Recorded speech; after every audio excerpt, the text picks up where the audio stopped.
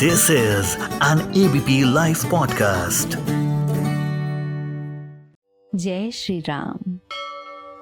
रामायण के कैरेक्टर्स की बात चल रही थी तो एक बहुत ही यूनिक कैरेक्टर उर्मिला के बारे में पता चला। उर्मिला जो कि लक्ष्मण की वाइफ थी और सीता जी की छोटी बहन। इनका वर्णन बहुत ज़्यादा तो नहीं हुआ है रामचरितमानस में, पर जितना हुआ है काफ़ी गहरा है एंड काफ़ी इंस्पायरिंग भी।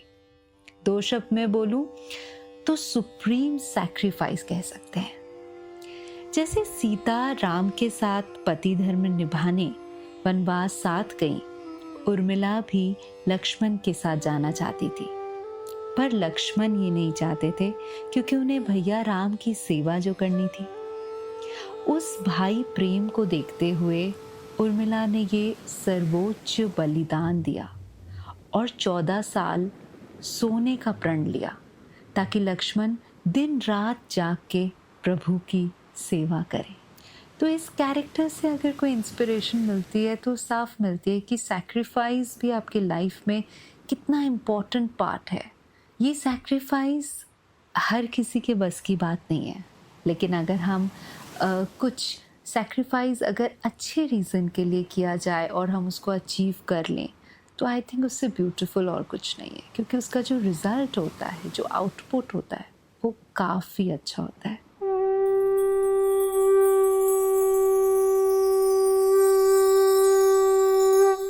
Ramayana Diaries, an ABP podcast presentation. Hi everyone, आप सुन रहे हैं रामायणा डायरीज और हम बात कर रहे थे रामायणा के कैरेक्टर्स के बारे में।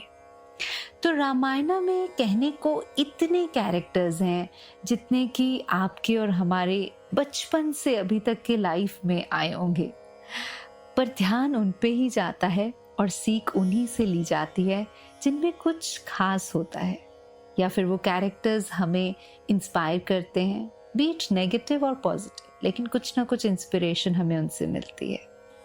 और रामायण की खास बात ही यही है, it most beautifully explore human values. बस हमें उन जेम्स में से या फिर उन कोयलों में से डायमंड चुराना है, यानी उनकी लाइफ से इंस्पायर होके हमें अपनी लाइफ में एक छोटा सा चेंज भी अगर हम ला पाए, या हमें अपने आसपास के कैरेक्टर्स के अनआंसर्ड क्वेश्चन का जवाब उन कैरेक्टर्स में मिल जाए, तो I think life will be more beautiful. जैसे भाई लक्ष्मण को राम जी की परछाई माना गया है, यानी जहाँ जहाँ राम गए वहाँ वहाँ लक्ष्मण गए। उनके संघर्ष, उनकी शक्तियों, उनके बलिदानों की बात तो हम करेंगे ही, पर पहले उनके रूप की बात करते हैं। रामो लखनो दशरथ के धोटा, दिनहि असीस देखी बल झोटा। रामई चितहि रहे थकी लोचन, रूप अपार मार मद मोचन। विश्वामित्र जब उनका इंट्रोडक्शन देते हैं सभा में तो कहते हैं कि ये राम और लक्ष्मण राजा दशरथ के पुत्र हैं। उनकी सुंदर जोड़ी देखकर परशुराम उन्हें आशीर्वाद देते हैं और उनके अपार रूप को देखकर सबके नेत्र चकित हो जाते हैं। इतनी शक्ति, इतना तेज किसी आम इंसान में तो हो नहीं सकता। सो कहने का मतलब ये है कि आप जो भी कर्म करते हो या धर्म करते हो, It's all visible from your face. आपका ऑरा उतना ही क्लियर एंड ब्राइट हो जाता है, आपकी एनर्जीज उतनी ही पॉजिटिव हो जाती हैं and your vibe will be so pleasant. तो जैसा आप मन से होते हैं उसका रिफ्लेक्शन आपके तन और आपकी एनर्जीज पे जरूर पड़ता है। और फिर लक्ष्मण का तो जन्म ही एक पर्पस से हुआ था। Basically Lakshman was an incarnation of Sheshnag. ये बात काफी लोगों को नहीं पता है। शेषनाग जिनको आदि शेष भी बोला जाता था, और भगवान विष्णु के 7वें दशावतार में यानी राम के भाई बने लक्ष्मण, और अगले यानी 8वें अवतार में भी कृष्ण के बड़े भाई यानी बलराम के रूप में उन्होंने जन्म लिया। तो जन्म जन्म तक भाई का धर्म निभाने वाले थे Lakshman. He was known for his devotion towards his brother, जिसका रामचरितमानस में कई एग्जाम्पल्स के साथ बखान भी किया गया है। आप ये कह सकते हैं कि he had a brave foot soldier, यानी भाई हो या भाभी, उनकी रक्षा के लिए कुछ भी करने के लिए रेडी रहते थे, चाहे फिर उन्हें शूर्पणखा की नाक काटनी पड़ी या फिर वध करना पड़ा। जहाँ जहाँ रक्षा, जहाँ जहाँ पर, मतलब he was all ready.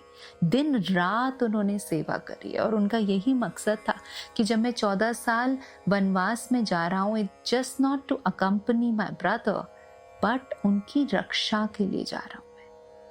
For that matter, he couldn't trust Bharat's और विभीषण's intentions towards his brother.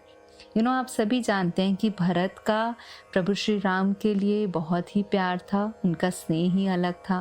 Vibhishan का भी बहुत ही, उनको विभीषण को बोला जाता है कि मतलब भक्तों में उनकी बहुत ऊंचाई पे गिनती होती है, क्योंकि विभीषण को वो जगह मिली थी। लेकिन he couldn't trust their intentions. वो तभी भी उनके लिए भी अगर भिड़ना पड़ा या कुछ कहना पड़ा तो वो उसके लिए तत्पर खड़े रहते थे। And last but not the least, he was a mighty warrior. उन्होंने इंद्रजीत यानी मेघनाथ, जिसको कोई नहीं मार पाया, क्योंकि वो भी रावण की तरह स्वर्ग विजयी कहलाया था। इंद्रजीत के वध की कहानी तो बहुत ही इंटरेस्टिंग है, जिसका हम आगे जिक्र करेंगे, क्योंकि जिसको कोई नहीं मार पाया उसे लक्ष्मण ने मार गिराया। तो ये एक बहुत ही बड़ी हाईलाइट है रामचरितमानस की। कहते हैं कि इंद्रजीत को मारने वाला कोई अलग ही होगा, और वो अलग थे लक्ष्मण, जो 14 वर्ष यानी पूरे वनवास के टाइम सोए ही नहीं थे। और इंद्रजीत के लिए कहा गया था कि कोई अलग ही प्राणी होगा जो उनका वध कर पाएगा, और वो निकले Lakshman. So all depends on how determined we are to be successful. जीवन में अगर कुछ ठान लिया जाए तो इम्पॉसिबल वर्ड एग्जिस्ट ही नहीं करता। This is like tried and tested. आप कोई भी एक चीज़ की डिटर्मिनेशन लें, उसका संकल्प कर लें, एंड एवरी टाइम थिंक कि ये काम तो मुझे करना ही है। बस उसी तरह लक्ष्मण ने भी इंद्रजीत, जिसको स्वर्ग विजयी का वरदान प्राप्त था, उसे मार गिराया और उसका धड़ सीधा प्रभु के चरणों में अर्पित किया। एज दे से, there is no Ramayana without Rama, and there is no Rama without Lakshmana. Lakshman Ram ji के शैडो थे, और सिर्फ कहने के लिए नहीं थे, मतलब उन्होंने उस चीज़ को प्रूव किया था। और इसका रामचरितमानस में हर एक कांड में इसका बहुत ही अच्छे से डिस्क्रिप्शन है। उनके बहुत सारे दोहे हैं जो ये कहते हैं, जिसके हम आगे जाके बात भी करेंगे। लक्ष्मण जी के बहुत सारे कैरेक्टरिस्टिक्स हैं और बहुत सारे हाइलाइट्स भी हैं, जैसे कि लक्ष्मण रेखा। लक्ष्मण रेखा की एक अलग ही इम्पोर्टेंस थी, उसकी स्टोरी ही पूरी अलग है, वो हम आने वाले एपिसोड्स में बात करेंगे। पर ये ज़रूर बताना चाहूँगी कि लक्ष्मण रेखा की स्टोरी सीता से जुड़ी है। तो पहले हम माता सीता की कैरेक्टरिस्टिक्स की बात करेंगे, पर अभी लेंगे थोड़ा विश्राम। आप सुन रहे हैं रामायणा डायरीज विद सोनल। जय श्री राम।